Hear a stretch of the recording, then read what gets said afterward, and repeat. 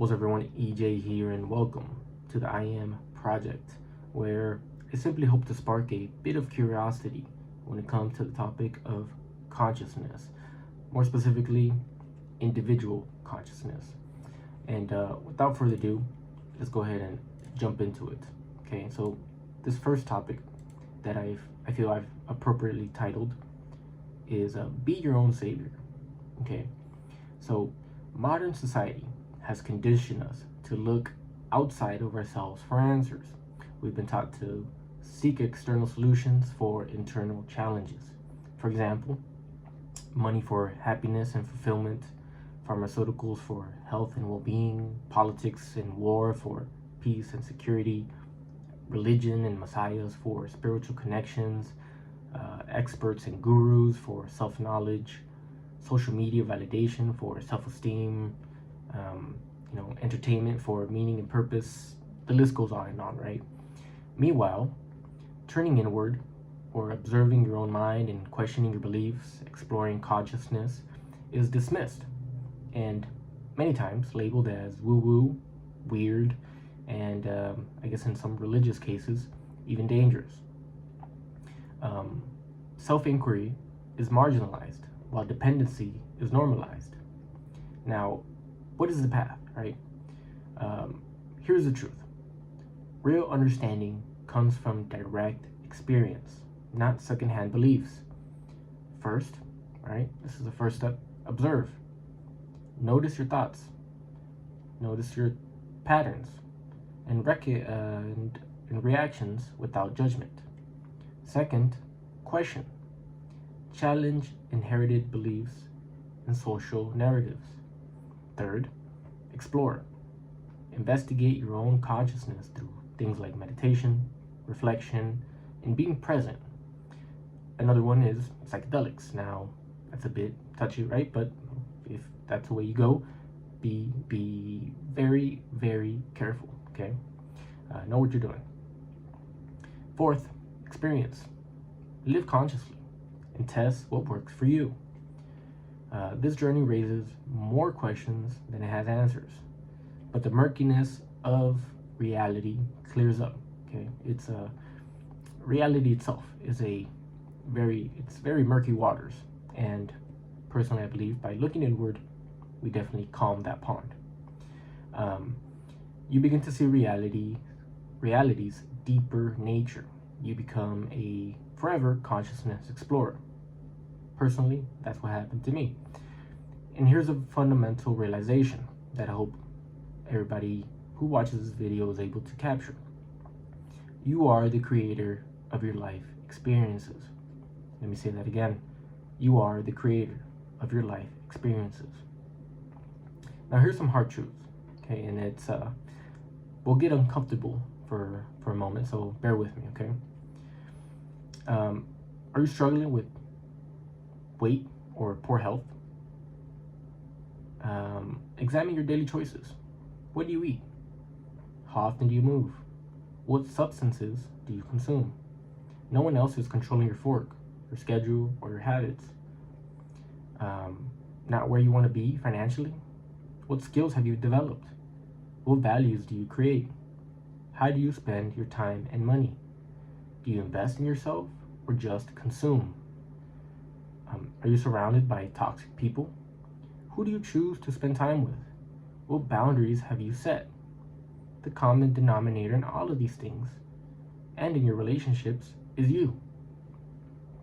Are you constantly anxious, angry, or depressed? What thoughts do you repeatedly entertain? What stories do you tell yourself? Right? Which beliefs are you clinging to that no longer serve you?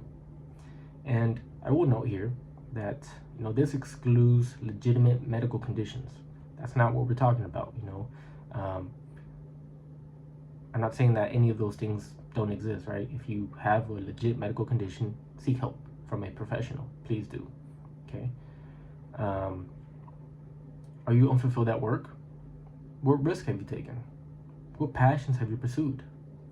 Are you waiting for permission? Or are you creating opportunities? Who controls your daily narrative? Do you speak to yourself like someone you respect? Do you engage in constant self-criticism? Do you complain habitually? Who forces those words from your mouth? And here's another uncomfortable truth, right? Besides your birth circumstance and where you're born, nearly everything else is optional. Okay, I'll say that again. It might not, a lot of people might not like it. Besides your birth circumstances, nearly everything else is optional. Most suffering is self-induced. Most limitations are self-imposed. I really like that one. Now, using race, gender, culture, or past traumas as permanent excuses keeps you trapped. You can even call this a victim mentality, right? Now, yes, these factors create real challenges and injustices, but accepting society's limiting narrative about you is optional. Don't internalize others' ignorance as your identity. You have the choice. Don't do it. And one of the very useful things that I have found, right, is a perspective shift. Now, I would call this the ant exercise, and I would encourage anybody out there to try this out. Okay, so let me give you some perspective. Okay, imagine yourself as an ant. If it's helpful, go outside, find an ant, right? Or just imagine yourself, right? What would your POV be like if you were an ant? Now, start zooming out. Go past your house, go past your city, past your country, past Earth. Now get to a solar system. Go past the galaxy. And go as far as you can go, right? To the edges of the observable universe. Sky watching is pretty useful for this one too. I would recommend it. From this vantage point, your bills, work drama, social anxiety shrink to their true size. The cosmic perspective is reality. Okay? The systems, labels, and divisions are human constructs. Necessary, of course, but human constructs, right? They help us navigate society, but they're not ultimate reality. We create these systems. They're tools, not reality itself. Okay. Now, and it's all not bad, right? Does that sound right? It's not all bad. Damn, that sounded weird. There are some encouraging truths, all right? And it's good news, right? You have already proven that you have this power. You've proven it to yourself. Maybe you haven't even noticed. A lot of people don't notice, right? Just think about it. That job you wanted, you prepared, you applied, you interviewed, and you earned it. That relationship you were in, you put yourself out there. You connected, and you built it.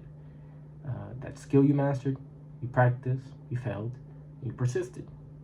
The obstacle you overcame, you found a way through. Every achievement in your life came through your own mind, will, and action. Yes, others helped you, but you positioned yourself to receive that help. So you already know what you need to do, I assume, right? When you feel that tingle, when you read something that resonates, right? I know it happens to me. You feel like, wow, it feels like they're talking to you, right? That surge of energy and motivation, that's your inner voice. That's you talking to you, telling you, I must change. Answer that call, right? Pick up that phone, answer it, follow it. Trust me, trust your gut. Right? You create the challenges in your life. You also create the victories. If you can create problems, you can also create solutions. Choose to create solutions. Choose to create more good. That's all right? So how do we do this, right? First, we have to rewire our thinking process. How do we do this? Right? First, rewire your beliefs. Identify which beliefs serve you and which limit you. Question everything you've accepted without examination. Replace disempowering narratives with empowering ones. Second, rewire your habits. New beliefs naturally lead to new behaviors. Small, consistent actions compound over time, like dividends. Your daily routine is your life in miniature. Third, become a better you. Better habits create better outcomes. Better outcomes build confidence and momentum. Confidence aligns with you. Confidence aligns with your authentic self. Fourth, align with your true self. That is where external validation loses its grip. This is where you stop seeking saviors. This is where you become whole. All right. The tools. Now, all external tools, books, teachings, religions, therapists, substances can point towards truth, but don't confuse the messenger with the message. The book isn't the wisdom. It points to the wisdom within you. The teacher isn't enlightenment. They remind you of your own capability. The substance isn't healing. It may reveal what you must heal yourself. Use these tools, but don't worship them. Don't become dependent on them. That might hit hard for some people, right? And in closing, you are your own savior, right? Believe in yourself to the utmost. Look inward and explore your consciousness. Don't believe anything I've said here. See for yourself, right? And if I could get one point across, it's this. Don't believe me. Don't. Do your own research. Explore, right? Be curious. Question. Test it. Experience it and observe the results. The answers you seek aren't in any book, in any guru, or in any practice or purchase. They're in you. Literally. Take that literal. Even if it might be difficult to understand. Take it literal. Right? Because you've done this multiple times. Maybe it's just hard to see. And let's go do it. I hope that this video has been helpful for anybody watching. Yeah, I would appreciate any type of feedback. And yeah, just know you're loved. Please like and subscribe if even a little smudge of it was helpful. And see you guys on the next one.